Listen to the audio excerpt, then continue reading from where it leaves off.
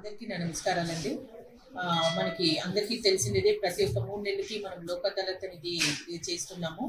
అలాగే సెప్టెంబర్ 13 శనివారం లోక్ అదాలత్ జరుగుతుంది. కాబట్టి చిత్తూరు జిల్లా ప్రజలందరూ ఈ లోక్ అదాలత్ని సద్వినియోగం చేసి, ఈ లోక్ అదాలత్ అంటే అందరికీ ఏమంటే మీకు అందరికీ తెలిసినదే, మన దగ్గర చాలా వరకు లక్షల్లో కేసులు చాలా వరకు పెరిగిపోతున్నాయి. దాన్ని ఎలాగైనా ఒక సెటిల్మెంట్ తీసుకురావాలనే ఉద్దేశంతో ఆల్టర్నేట్ డిస్ప్యూట్ రెజల్యూషన్ యాక్ట్ అనేది డెవలప్ చేశారు. అంటే pre litigation stage cases settlement చేయాలనే ఉద్దేశంతో మెకానిజం కోసము మనకి 1987లో లోక్ అదాలత్ తీసుకొని వచ్చారండి.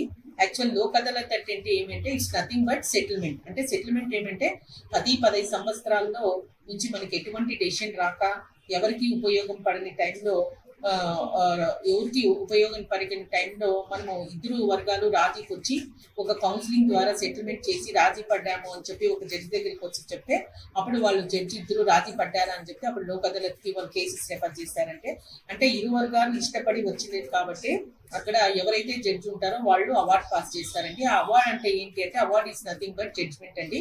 ఆ జడ్జ్మెంట్ మీద ఎగ్జిక్యూట్ కూడా చేస్తారండి. తర్వాత అవార్డు ఇచ్చిన తర్వాత ఎటువంటి అపీల్ అనేది ఉండదండి. ఎందుకనంటే ఈవెన్ సుప్రీంకోర్టు వరకు పోయినా కూడా అపీల్ అనేది ఉండదు. ఎందుకంటే ఇరు వర్గాలు ఇష్టపడి సంతకాలు పెట్టింటారు కాబట్టి అవార్డు మీద ఎటువంటి కూడా అపీల్ అనేది ఉండదు.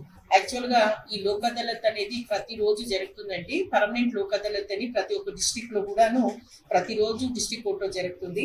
అక్కడ జడ్జి కూర్చొని ఏమైనా సెటిల్మెంట్ అయ్యే మార్గాలు ఏమైనా ఉన్నాయా, ఎందుకు ఎవరు వాళ్ళు మీరైనా సరే వాళ్ళైనా సరే ఇద్దరు కోర్టుకి ఎందుకు తిరుగుతున్నారు, ఒక సెటిల్మెంట్కి వచ్చి రాజీ కానీ అని కూడా సజెస్ట్ చేస్తారు.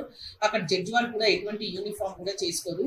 మెయిన్ కాన్సెప్ట్ ఈ లోక్ అదాలత్ ఏమి అంటే ప్రజలకు సత్వర న్యాయం చేయాలనే ఉద్దేశంతో ఈ లోక్ అదాలత్ని తీసుకొని వచ్చారు. దీనివల్ల ఉపయోగం ఏంటి ప్రజలకి అంటే, కోర్టు టైం కానీ, ప్రజల టైం కానీ, ప్రజల అమౌంట్ కానీ, మళ్ళీ అడ్వకేట్స్ ఇంటర్ఫీరెన్స్ అనేది ఉండదండి.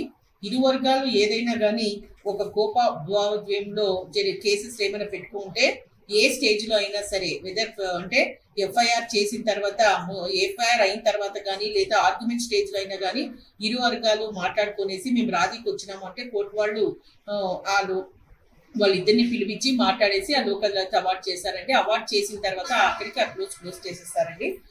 కాబట్టి ఈ లోక్ అదాలత్ అనేది ప్రతి ఒక్క మండలాల్లో జరుగుతాయి, డిస్ట్రిక్ట్ లెవెల్లో జరుగుతాయి, స్టేట్ లెవెల్లో జరుగుతాయి, తర్వాత నేషనల్ లెవెల్లో కూడా జరుగుతాయి. ఫర్ ఎగ్జాంపుల్ మీకు ఇప్పుడు చెప్పాలంటే చాలా వరకు మనకి ఎంపీఓపీ యాక్సిడెంట్ కేసెస్ లో ఉన్నాయి. ఫర్ ఎగ్జాంపుల్ ఒక భర్త చనిపోతే ఒక భార్యకి 2 పిల్లలు ఉంటారు. ఆ 2 పిల్లలు పోషించి ఫైనాన్షియల్ స్టేటస్ ఉండదు. ఒక సంవత్సరమో లేదా 2 సంవత్సరాలు వాళ్ళకి ఏమైనా జడ్జ్మెంట్ వస్తాయి, యూజ్ అవుతాయి. ఒక 10-15 సంవత్సరాల తర్వాత వాళ్ళకి జడ్జ్మెంట్ వచ్చిందంటే అది ఎటువంటి ఉపయోగపడదు. అలాంటప్పుడు జడ్జి వాళ్ళు ఈ లోక్ అదాలత్ చాలా వరకు ఎంకరేజ్ చేసి ఇది ఇన్సూరెన్స్ పాలసీ వాళ్ళతో కూడా మాట్లాడేసి చాలా వరకు కేసులు కూడా డిస్పోజల్ కూడా చేశారండి. మనకి అదే కాకుండా ఆర్టికల్ 21 ఎవరికైతే సత్వర న్యాయం తర్వాత బ్రతికే హక్కు కూడా మనకి ఆర్టికల్ 21 కూడా ఆర్టికల్ 21 కూడా ఫండమెంటల్ రైట్స్ ఇచ్చారు. దీంట్లో ఇంకొకటి ఏమిటి, ఎటువంటి కేసులు రాజీ చేసేయచ్చు అంటే మెట్రిమోనియల్ కావచ్చు, డివిసి కావచ్చు, బ్యాంక్ కేసెస్ కావచ్చు, మళ్ళీ ఎన్ఐ యాక్ట్ కేసు కావచ్చు, తర్వాత సివిల్ కావచ్చు, క్రిమినల్ కేసెస్ కావచ్చు. క్రిమినల్ కేసెస్ అంటే సీరియస్ కేసులు కాకుండా అంటే 302 కానీ, తర్వాత 307 కానీ, రేప్ కేసెస్ ఇట్లా ఉంటాయి లోక్ అదాలత్తో పెట్టండి. చిన్న చిన్న కేసులు అంటే భావ ఉద్దేశంతో ఒకరికొకరు ఇరు వర్గాలు కక్షపడి వర్క్ చేస్తూ ఉంటారు. వాళ్ళకి 10-15 సంవత్సరాలైనా ఆ కోర్టులో అలానే కేసులు జరుగుతూ ఉంటాయి. కాబట్టి అలాంటి వాళ్ళు వచ్చి మేము రాజీ చేసుకుంటాము అంటే అలాంటి కేసులు కూడా పెడతారండి. కాబట్టి అందరూ దీన్ని యూజ్ చేసుకొని మళ్ళీ తర్వాత రాజీ మార్గమే రాజమార్గంగా దీన్ని అనుసరించి ఈ లోక్ అదాలత్ని అందరూ ఉపయోగించి ఈ లోక్ అదాలత్ని సక్సెస్ఫుల్ గా చేయాలని కోరుకుంటున్నాను. Thank you so much.